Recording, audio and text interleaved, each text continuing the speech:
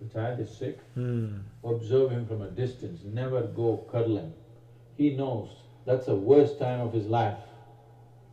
And he knows he has to get well soon. Wow! And give him the best attention when he's joyful.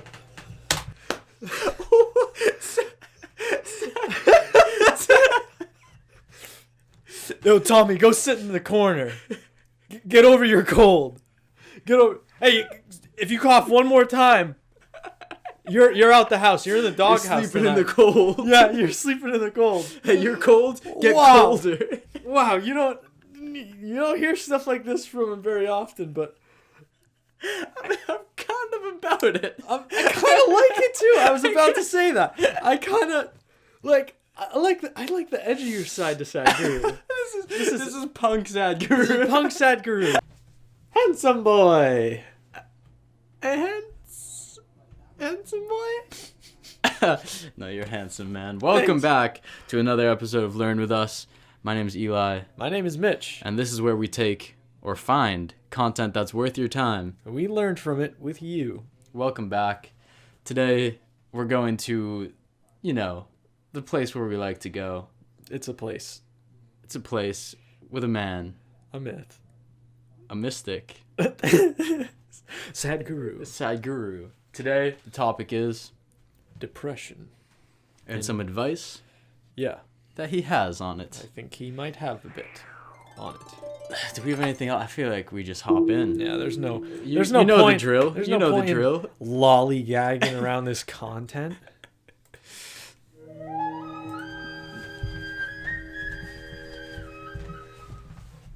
Gets you going. Yeah. If you are capable of causing depression to yourself, I'm saying this not without any concern for your illness or not due to lack of compassion, because that is the nature of what's happening to you. If you're causing depression to yourself, you are able to generate substantial amount of intense emotions and thoughts, but in the wrong direction. If you don't have very strong emotions, very intense thoughts about something, you cannot get depressed. That's an interesting take. Because you would think that the idea of depression is that it's like lowered emotions. Yeah. But I think that's kind of true. Like at least the people who can recognize depression is happening are usually the people who have that larger emotional range. And also the way that he starts off by saying, I'm not saying this to you to cause emotional damage to you. That's what you're doing to yourself. And it's the fact that, of course, he's always all about that we have complete control over our emotions and learning to have complete control over them. Of course. But the fact that I love the way that he always empowers, again, with this idea of the emotional range, he's saying, you have a really great ability here. It's just not being used. If you were able to turn that same energy into positive energy, you might be the opposite of depressed. Too happy to do anything about it. Alright. I want to see where this goes. Yeah. It is just that you are generating thoughts and emotions which work against you, not for you. So you are strong enough to cause depression to yourself because for you to cause a mental illness for yourself, unless you're pathologically ill, which is just a small number of people, rest are all self-created. Most of them are self-created. A few are pathologically ill, they cannot help it. It just comes from within because of genetic and other factors. almost everybody here, if we train them towards a certain kind of thought process and emotion and push them a little bit to the outside situations, almost everybody will go lose their mental balance. They will become clinically ill. They can be driven to madness, I'm saying, because the line between sanity and insanity is very thin. People keep pushing it. You get angry, you're pushing the line. It's a thin line. In fact, when you get angry, you know you're pushing the line.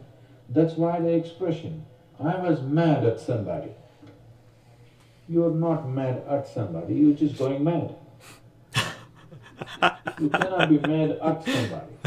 You're just pushing your sanity, the boundaries of sanity, and moving into insanity for a certain period of time and coming back. I like the thought of you can't be mad at somebody because mad is just an emotion that you are experiencing. And to say like, oh, that person made me mad, or like I'm mad at them, they're not experiencing your madness. Ooh, yeah. So then he says, you're just going mad. That's real good. That's really, really, that's some really, good really stuff. good. Just back to the personal empowerment. Yeah. If you're realizing that you're the only one getting mad when you're getting mad at someone. And it's interesting because I feel like that's when we... Sorry, were you going to say something else? Not really. That's when we get into... We almost... I feel like when I'm angry or experiencing a negative emotion, I will put myself into a cycle of that emotion because I blame something else for the emotion. So I'll be like, I'm mad because of X. I think more about X and I get more mad. And then I'm mad that I'm mad because of X. And then it's like, if a few of those things happen, then you're like, oh, the world's against me. You know, the whole world's against me. And I'm mad at the whole world for these circumstances that are happening to me. What are the things that are not to be mad about right now? The fact that I'm breathing, that I have clean water to drink. All of a sudden you can anchor yourself in these things that instead of producing a mad cycle are moving you towards a life cycle. Jeez. All right, back to the video. All right. You think it's your privilege to be depressed so that you'll get attention from somebody? You keep playing this. One day you will not be able to turn back. Keep crossing the line every day. One day you will see you cannot cross back. That day you need a doctor. Whoa. Hot takes. That was really hot takes. Yeah.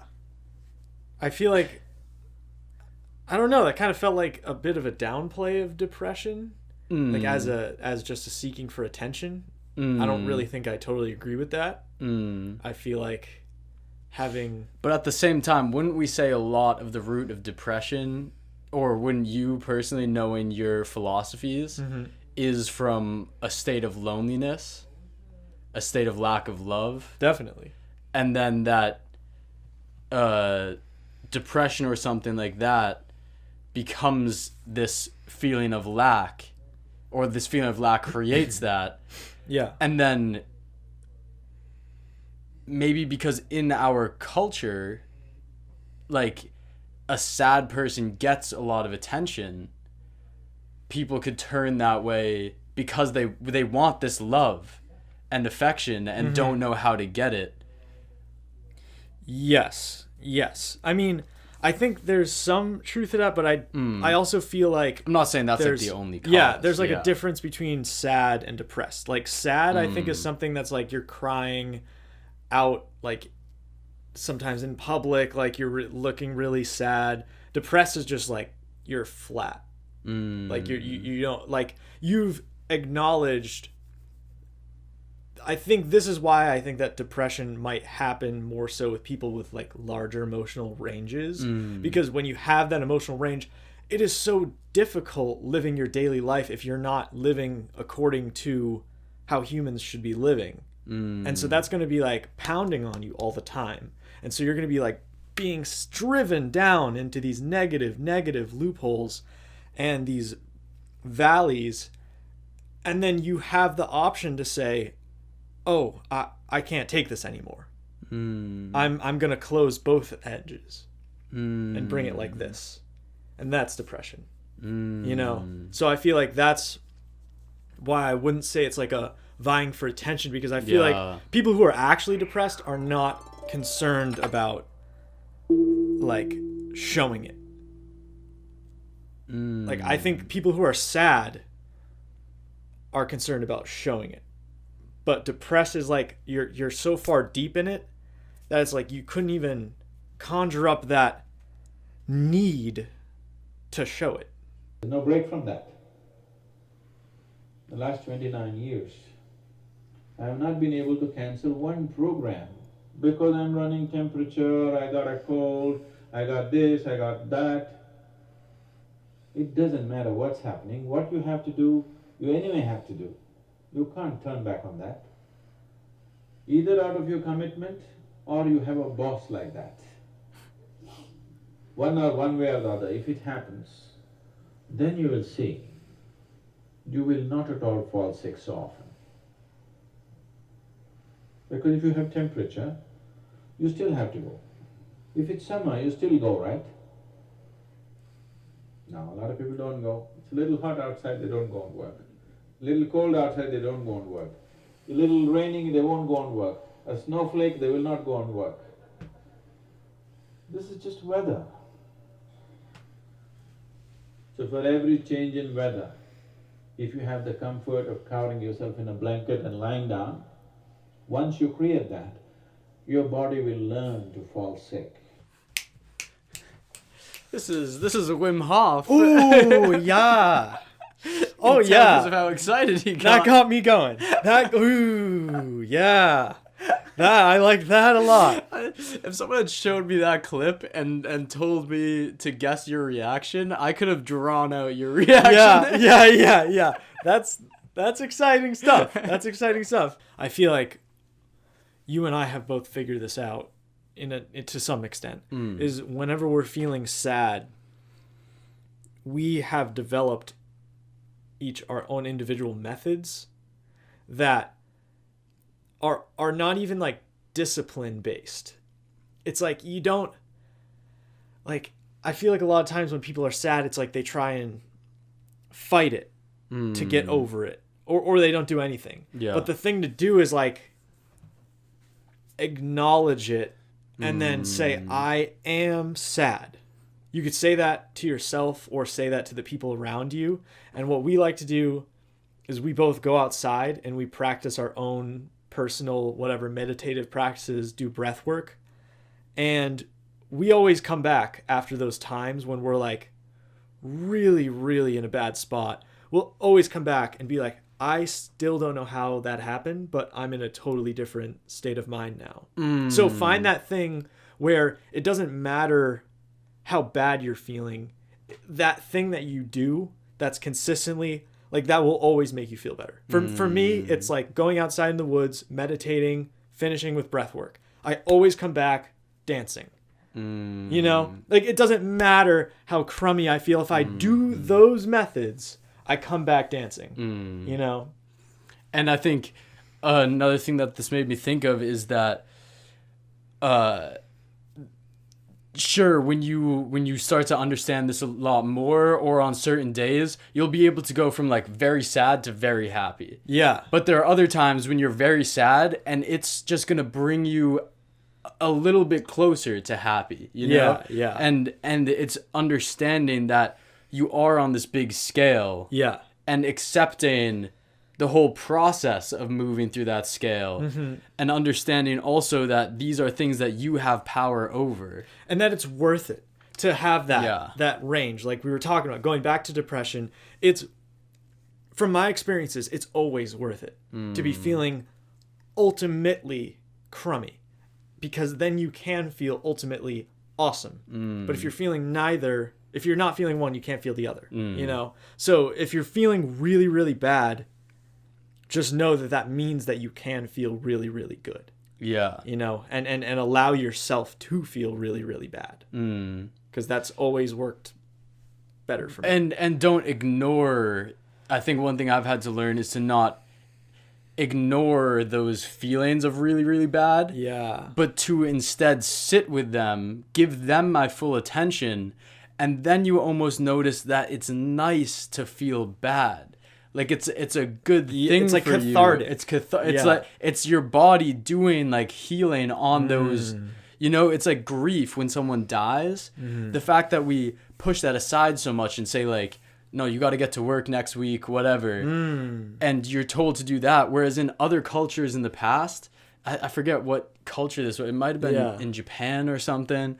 But when a spouse would die, the other partner would wear all black for as long as they were mourning. Wow. And that would just tell people, Ooh, I'm in a state of mourning. That doesn't mean that you should treat me a certain way or whatever, but I want to acknowledge this sadness that I'm going through and be able to be with it, because that is how you're going to heal something. You're not going to heal it by not feeling it. Feelings are healings. Okay. Okay. Do not set incentives for sickness. The child is sick, observe him from a distance, never go cuddling. He knows that's the worst time of his life. And he knows he has to get well soon. Wow. And give him the best attention when he's joyful.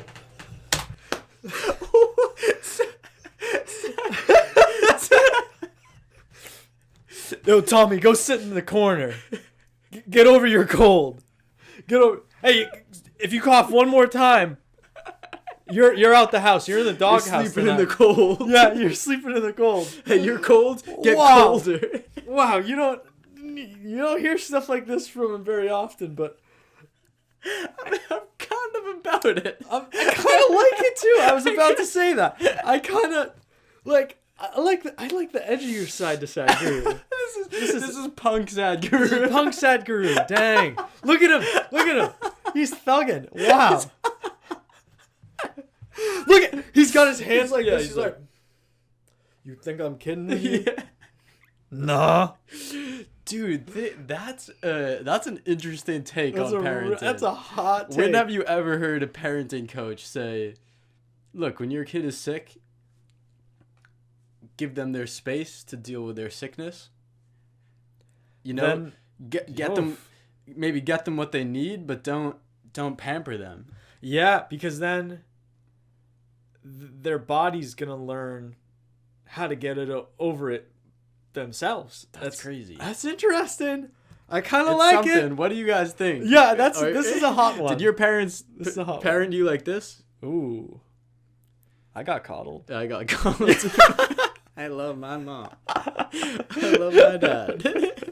You will see he naturally learns from within. His very chemistry will learn that it pays to be joyful, it doesn't pay to be sick. If you make this very clear to your own biology, to your own chemistry, and to everybody around you, you will see people will not fall sick as often as they are right now. So set that up for yourself. You will see you will get healthy. If you can turn your mind this way, you can also turn it this way. I want you to understand this. No, I'm like this because my father abused me when I was 7 years of age. If you know all that bullshit, you can as well turn yourself around, isn't it? It's time. You must understand.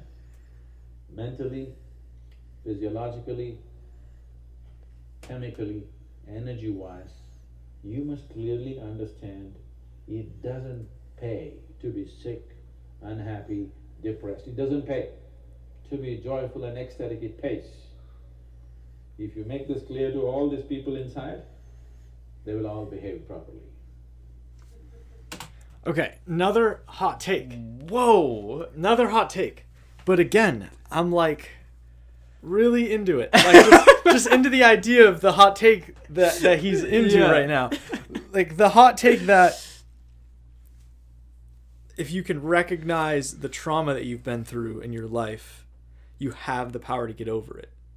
Because there's definitely my personal tendency to be like, I have no idea what it's like to be abused by a parent. That is such a thing that I think is so contrary to human nature and should never have to happen to anyone, that like it's always made sense to me why those people, like, it's almost like they have an excuse to like be the way that they end up being. But then there's people like Sadhguru who like have overcome this state of suffering, it seems like. And it's like, it's almost like it's not his place. He can't do the best good by showing people sympathy.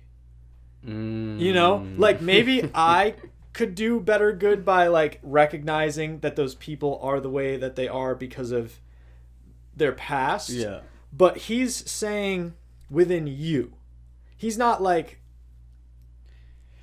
I don't know how to properly describe this. He's not totally judging other people. He's just saying, I know what kind of power you hold, and you don't have to go through this suffering. Yeah. Even if you think you do. Like, other people can accept you for what you are, but know that you have the power. Anyone can. Because otherwise, it's like, no one's going to be telling someone with that kind of trauma that they can overcome it. So he almost is like wiping out all sympathy, wiping out all of that, like this like emotional connection with the people. And he's like separating, being like, no, you can do this by yourself. By yourself, you don't need my sympathy. I think I just want to highlight again what you just brought up, that someone at the level of perception that Sadhguru is at doesn't speak with judgment. Right. Like if someone says those things, I mean, you need all the credit that Sadhguru already has. You know, like he does all these amazing things. Right. So you know he's legit. Yeah. And then you know that on the daily, he is dealing with people in all sorts of different circumstances that are volunteering for him. Yeah. And he needs to know how to handle all of them. And by putting judgment on them, he knows that's not going to bring anything anywhere. Right. So when he speaks, he'll say the direct thing. But he is not saying it because he wants to be bigger than you or... you know, put you down because he needs to get lifted up. Right. So that's so cool. Yeah. Is that he's just cutting to what your innate power is. Yeah. Wow. Yeah. Sadhguru went beast mode at the end there. Beast mode at the end there. He gave. He's not caring. No. He's just like saying it how it is. Bulldozer. Wow. Yeah. I want to talk to my parents about their parenting tactics now. Yeah. See what they did, and see how I can. Yeah. How I'm gonna treat children from now on. What do you guys think? What do you think? What? This one everywhere. I loved it. This was a good one. Yeah. All right, everyone. Yeah. Hope you learned some stuff. I feel like I learned some stuff. Yeah. That was a stimulating talk. Wow. All right. Sheesh. Much love.